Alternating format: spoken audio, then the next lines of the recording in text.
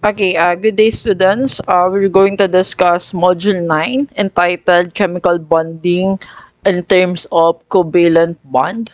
So in this topic, we're going to have a short discussions with regards to covalent bonding. So in this topic, we're going to focus more about covalent bond. So last time in Module 8, I already discussed what is ionic bonding and highlights what is the difference between ionic bonds and covalent bonds. But in this topic, we're going to focus more in covalent bonding.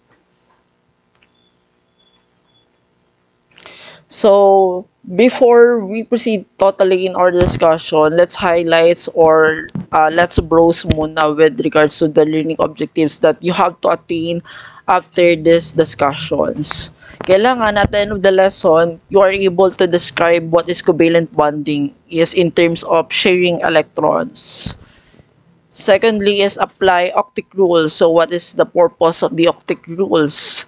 And then thirdly is the draw Lewis structure of molecular covalent compound. And then lastly, explain the properties of covalent molecular compound in terms of their structure. But before that, we have topic outline na iisa-isay natin to discuss in this module. So, first, we're going to discuss the formation of a covalent bond, how covalent bond form. Secondly, formulas of molecular compounds. So, we know that in chemistry, we have two types of formula. We have molecular and then the empirical formula. And you already know what is the difference between them. And we also discuss from our previous topic what is the difference between compound and the element. So I think it's easy for you to understand with this. Thirdly, Lewis structure of molecules. And fourth, molecules of elements. Five is the molecules of a compound. Six is the properties of a compound. Seven is the strength of covalent bond. And eight is the electronegativity and bond polarity. And 9 is geometric of molecules, and 10 or the last one is the polarity of a compound. So now let's proceed with our introductions to highlight the major topic of discussions. Let us know what is covalent bond more. So when we say covalent bond, is a chemical bond that is involved sharing of electrons. And if you wanted to compare it into ionic compound or bonding, si ionic bonding kasi is ang ginagawa niya is nagdo-donate siya ng electrons. Unlike with covalent bond, nag-share lang siya ng electrons. These electrons are known as the shared pairs or bonding pairs. So actually, we have different types of bonding. So we have the double bond, single bond, triple bond, etc. So, yon. It occurs in a covalent bonding when they form a certain compound. The stable balance of attraction and repulsive force between atoms when they shared electron is known as covalent bonding. So, ang purpose lang naman kung bakit tayo nagkakaroon ng bonding with different elements to form a compound is to make them stabilize. We donate electrons because we have excess electrons. We gain electrons because merong kulang with our structures. As long as hindi natin na-achieve yung octet rules, we consider it as not stabilized. So, when we say octet rules, kailangan sa bawat outer shell electrons, meron tayong complete pairings of electrons and hindi dapat siya bababa sa 8. At hindi rin dapat siya sa sobra sa 8. Kaya nga tinawag na octet rules. Now, in covalent bond, we have two types of bonding. We have non-polar and polar bond. So, pag sinabi kasing non-polar, they are equally shared electrons. So, from the same elements, nag-share sila ng same electrons. So, equally, kung baga, we have two hydrogen. So, si hydrogen is may 1 electrons. Yung tig-isa ng dalawang hydrogen na yon, sinishare nila. That is forming non-polar covalent bond. While pag sinabi kasing polar covalent bond, they share unequal. So, ibig sabihin, yung isa nagre-receive lang, yung isa ay hindi naman. So, like what we presented here in this picture, we have a non-polar covalent bond. So, from atom A to atom B, so they have 7 electrons, both. So, to become stabilized, nag-share sila equally ng tig-isang electrons. They form single bond. So, since they form single bond, they form pairs of electrons. So, definitely, they can be stabilized na. So, this is what we call non-polar bonding. With regards to polar bonding naman, again, differences lang naman kagad is they share unequal sharing of bonding. So, in the structure naman, si element A or si atom 1 tsaka si atom 2, they have both electrons. Nag-share sila but somehow unequal or uneven because there are factors that make them uneven, especially the electronegativity. So, yung isa medyo mataas yung electronegativity, yung isa naman ay medyo mababa. Kapag sinabi kasing equal sharing, kailangan lahat pantay with regards of their different assets in different aspect. So, unlike with polar covalent bond, yon. Kaya tinawag silang unequal sharing kasi nga, aside from sa electrons na sinashare nila not equally, yung electronegativity din nila is not even. So, hindi pareho din sila. Kasi nga, si polar covalent bond, mostly nag-occur siya from metals to non-metals, metals to metalloids with different bondings. Basta as long as they share electrons kasi, or I mean, they form bondings in terms of sharing electrons, we consider it as covalent bond. But if the elements or if the compound is making bonding by receiving and donating electrons, we consider it as ionic compound naman or ionic bonding. So again, the difference between the non-polar and polar covalent bond. So pag sinabi nating non-polar, they share equally bonding of electrons.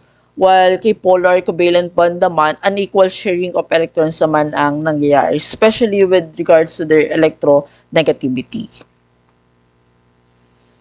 Now, we have different types of bonding. Yung una is a tinatawag natin na single covalent bond.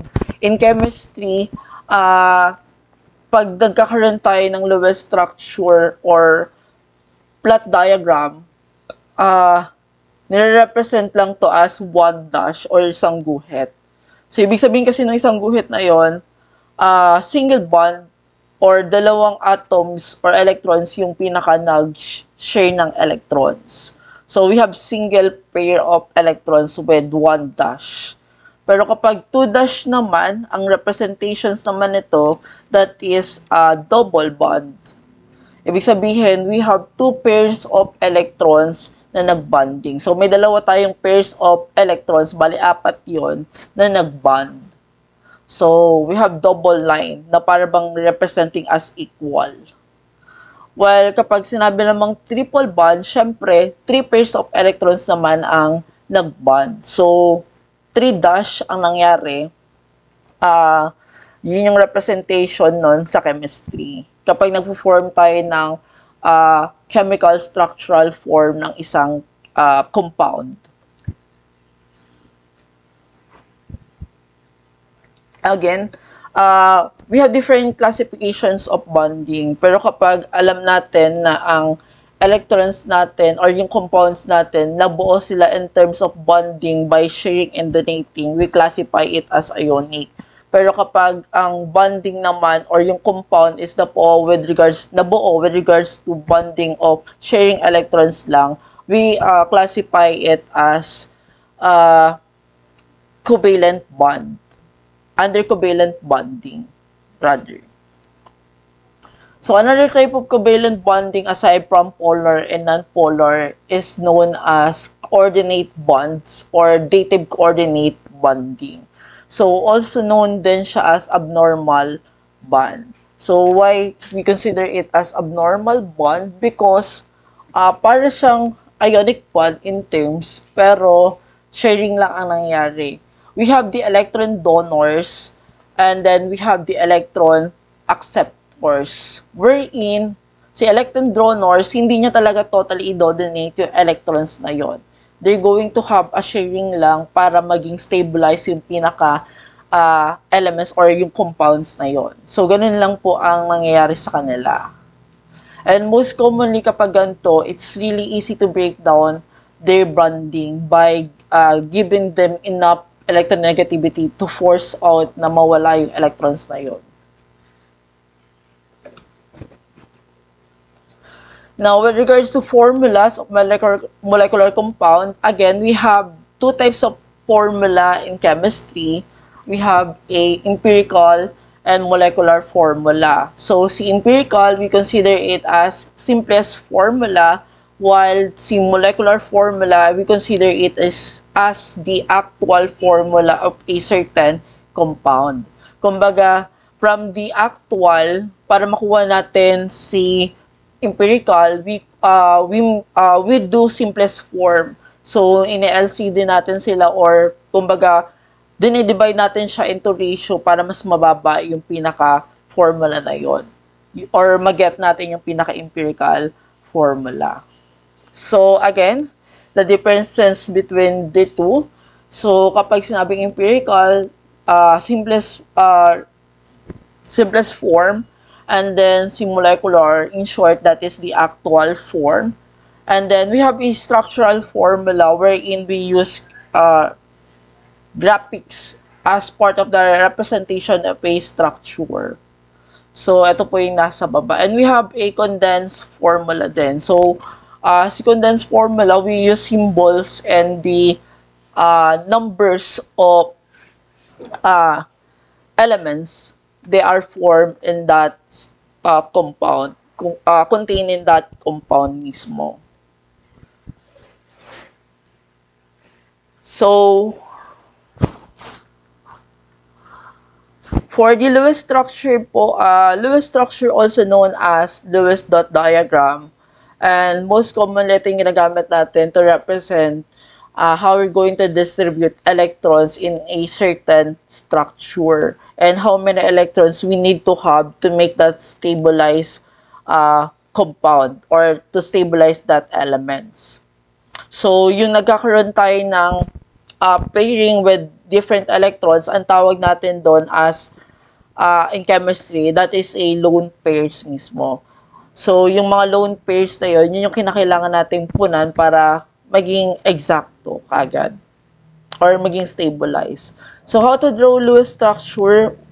First, you have to analyze how many electrons have in every elements na you wanted to create a structure. So, for example, si carbon, so si carbon ay may 6 electrons. So, you have to conclude na when you're going to create a structure, dapat yung electrons niya is 6 yung ilalagay natin. But still, with regards to the ring of a structure, we have to follow the electron configurations plot diagram. So, sa first ring muna, meron tayong 2. Sa second ring, meron tayong 8 hanggang sa padagdag ng padagdag. The more na tumataas yung principal energy level, we have to consider that na mas makalakas din or mas tumataas din yung kaya niyang hold na electron sa bawat outer shell or sa bawat rings na meron tayo.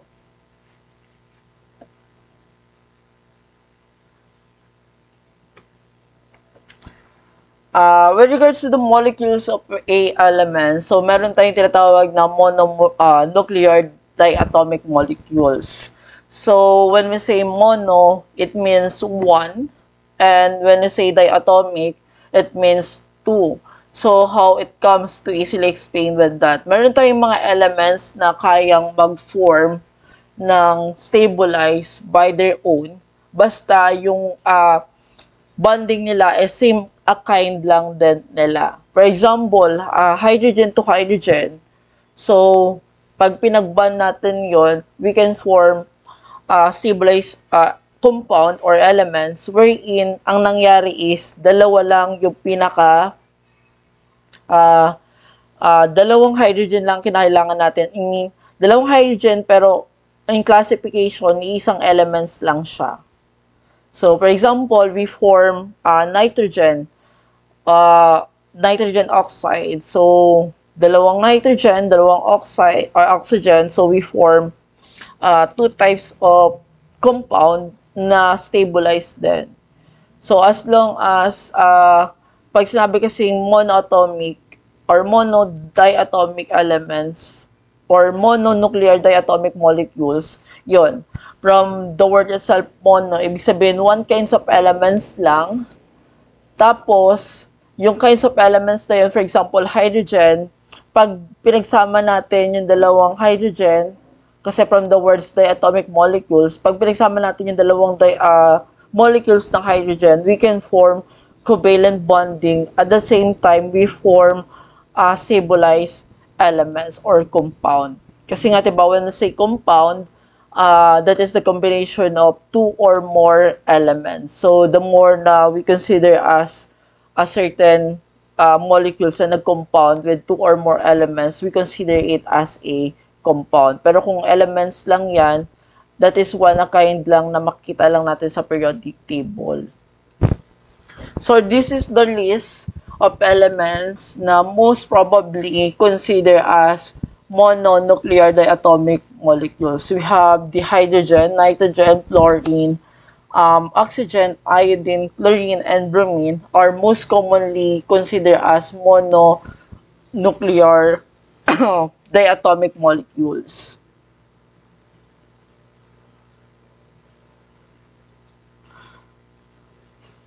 While pag sinabi naman pong heteronuclear diatomic molecules, when we say hetero, ibig sabihin, magkaiba naman yung kinds of elements na pinagsama. For example, if we wanted to form acene, the sodium chloride, so we need to have the element of sodium and we need to have the element of chlorine.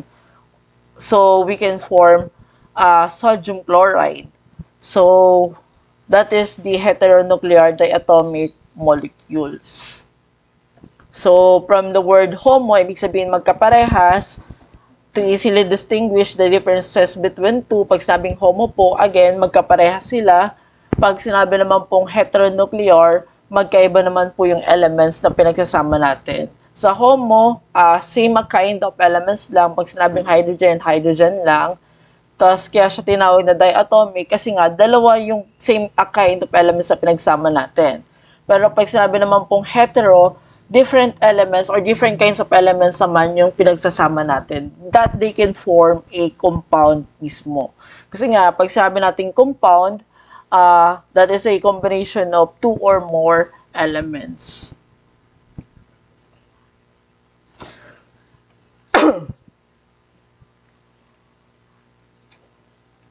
So, covalent bond is predominantly contains carbon and hydrogen or called organic compounds. Meron tayo kasing two types ng chemistry. We have the inorganic and organic chemistry. Pag sinabing organic chemistry, definitely lahat ng elements or lahat ng compound na merong carbon and hydrogen, they are considered as organic chemistry. Pero for those compound naman na walang hydrogen and carbon, they are classified as part of a inorganic chemistry. So, we have different types of chemistry or branches of chemistry. Pero yon, to highlight the differences between organic and inorganic